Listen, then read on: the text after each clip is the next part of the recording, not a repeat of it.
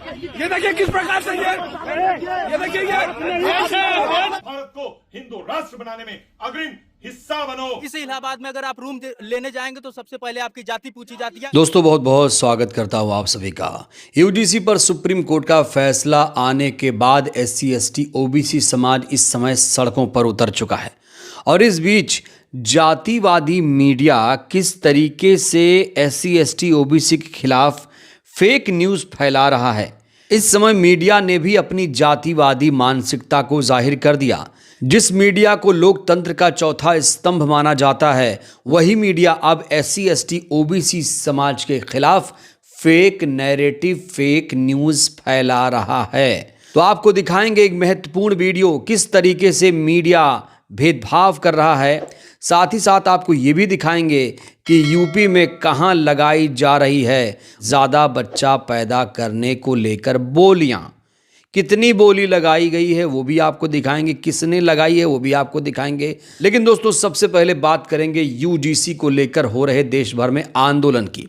एक तस्वीर मैं आपको दिखाने जा रहा हूं। दोस्तों आपने देखा होगा कि जब मनुवादियों ने यूजीसी के खिलाफ आंदोलन किया था तो यूजीसी पर सुप्रीम कोर्ट का फैसला आने से पहले जातिवादी लोगों ने प्रदर्शन किया, प्रधानमंत्री को गाली दी, पुतला फूंका, प्रशासन ने उन्हें नहीं रोका।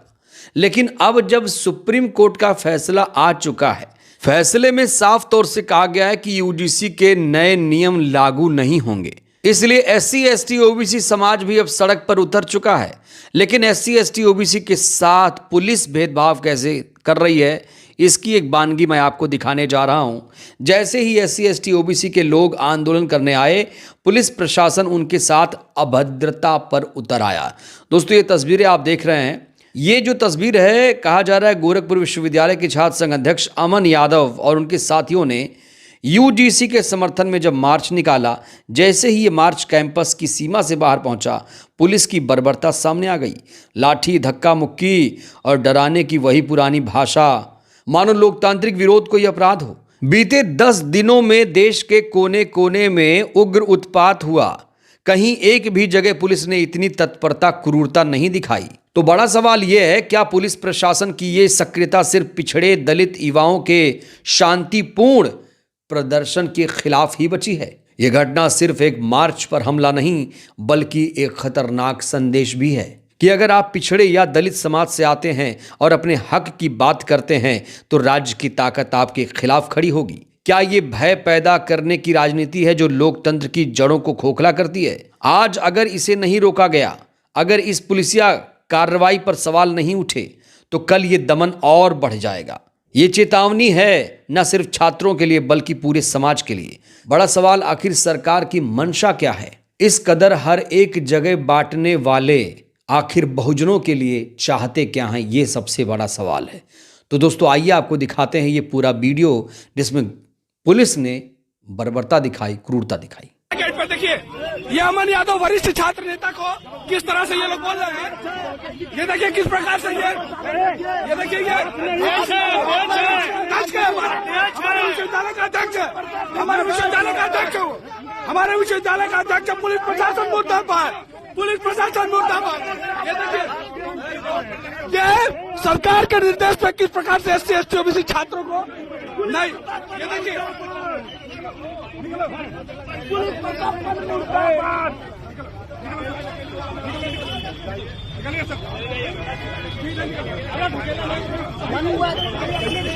अपने विश्वविद्यालय कैंपस में ये ना लगे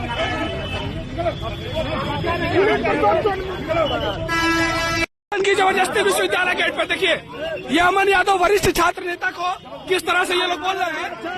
ये देखिए किस प्रकार से ये देखिए हमारे विश्वविद्यालय का अध्यक्ष, हमारे विश्वविद्यालय का अध्यक्ष, हमारे विश्वविद्यालय का अध्यक्ष, पुलिस प्रशासन मुद्दा पर, पुलिस प्रशासन मुद्दा पर। ये देखिए ये सरकार के निर्देश पर किस प्रकार से SC ST OBC छात्रों को नहीं।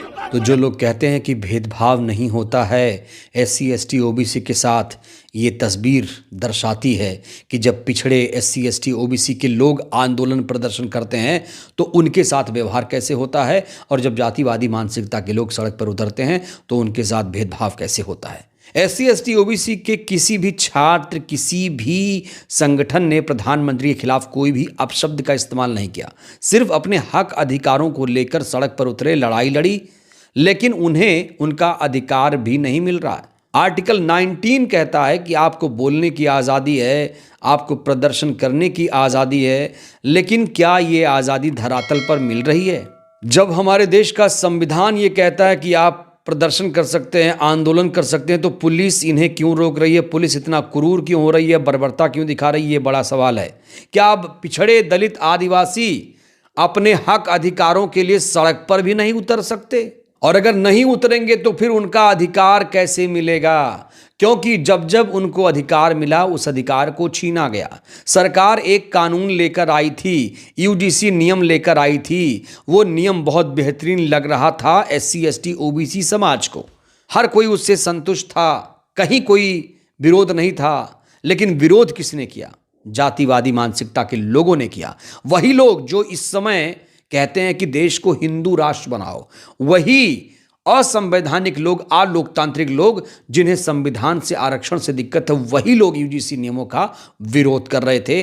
और उन्हीं के विरोध के बाद सुप्रीम कोर्ट में याचिका लगाई गई और उसके बाद UGC नियम को रद्द कर दिया गया। बड़ा सवाल यह है, SC/ST OBC को उसका हक अधिकार कैसे मिलेगा, कब मिलेगा? दोस्तों, अब मैं आपको एक और तस्वीर दिखाने जा रहा हूं जातिवादी मीडिया की, कि कैसे वो फेक नैरेटिव फैला रहा है SC/ST OBC समाज के खिलाफ। और ये दल्लन टॉप का एक पत्रकार आया है, रोहित पांडे, जो सरेआम SC/ST OBC के खिलाफ फेक न्यूज फैला रहा है। देखिए, और तथ्य के आधार पे बात कर रहे हैं। भैया आपने दिल्ली में जो एक हम लड़की आंकड़े के पर बात करेंगे। भैया आपने दिल्ली में एक लड़की के साथ जो हुआ आपने देखा होगा उसे।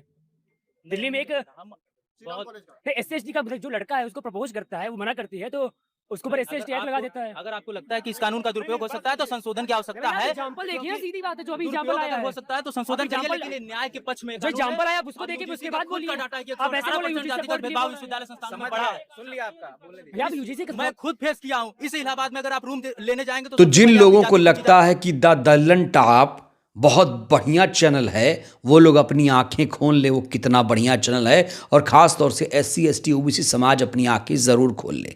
अब बात करते हैं उस ऑफर की, जो ऑफर चीख चीख कर सुनाया जा रहा है, दिया जा रहा है। हिंदू रक्षा दल ने एक बहुत बड़ा ऐलान किया है, बच्चे पैदा करिए, पैसा ले जाइए। पहले तो कहा जाता था कि बच्चे दो ही अच्छे, लेकिन अब हिंदू रक्षा दल जो चाहता है कि हमारे देश की आबादी चीन से भी ज़्यादा हो जाए, उसने इनाम की घोषणा की है।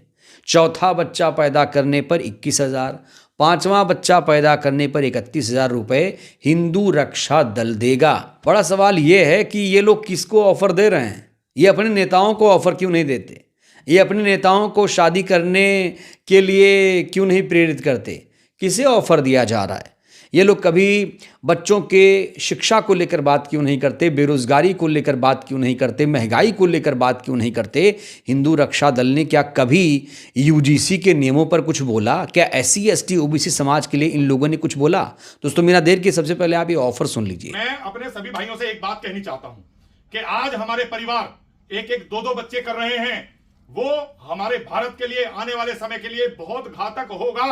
और ये मुसलमान 10-10, 12-12 बच्चे पैदा कर रहे हैं। इनकी मानसिकता इस भारत को कब्जा करने की है और सनातन धर्म को समाप्त करने की है। तो मैं अपने सभी हिंदू परिवारों से यह कहना चाहता हूं, जो सोच रहे हो कि आर्थिक परेशानी उसे है, तो मैं एक बात कहता हूं, जो भी हिंदू परिवार चौथा बच्चा करेगा तो वो कार्यालय से आकर 21,000 रुपए हर चौथे बच्चे पर मेरे से लेके जाए, हिंदू रक्षा दल कार्यालय से। और पांचवा करेगा तो उसको 31,000 रुपए दिए जाएंगे। और ये हमारे सूरज भाई हैं, सूरज पंडित जी, इन्होंने इस देश की चिंता करते हुए इन्होंने मुझसे कहा है कि भैया हमारे हिंदू परिवार जो कमजोर होते जा रहे हैं क्योंकि वो बच्चे पैदा नहीं कर रहे हैं, तो आप एक घोषणा करो। तो मैं सूरज भाई की तरफ से एक घोषणा कर रहा हूं। तो ये घोषणा ये है कि आप चौथे बच्चे पर 21,000, पांचवें बच्चे पर 31,000 हम देंगे। अगर किसी को अपने बच्चे की पढ़ाई करने में दिक्कत आती हो, क्योंकि बहुत कहते हैं कि हमारे बच्चे पढ़ाएगा कौन, कैसे करेगा, तो मैं उसे कह रहा हूं चौथे और पांचवें बच्चे की शिक्षा की व्यवस्था भी हम लोग करेंगे। लेकिन आप परिवारों को कमजोर मत करो, अपने परिवारों को बढ़ाओ। और जो ये रिश्ते नाते चाचा ताऊ मामा फूफी ये सब खत्म हो जाएंगे। तो इसीलिए मेरा आह्वान है कि आप लोग अपने परिवारों को बढ़ाओ, अपने परिवारों में 5-5 6-6 बच्चे जरूर पैदा करो। और जब बच्चे होंगे तभी हमारा देश बचेगा, क्योंकि जिस घर में 4 होंगे 5 होंगे वही पुलिस में भर्ती करेगा अपने बच्चे को, वही सेना में भर्ती करेगा अपने बच्चे को। और जब पुलिस में हिंदू होगा और सेना में हिंदू होगा और सारे हिंदू संगठित होकर के एक सुर में बोलेंगे तो भारत मजबूत होगा। तो आप लोग पूरी ताकत के साथ बच्चे करें।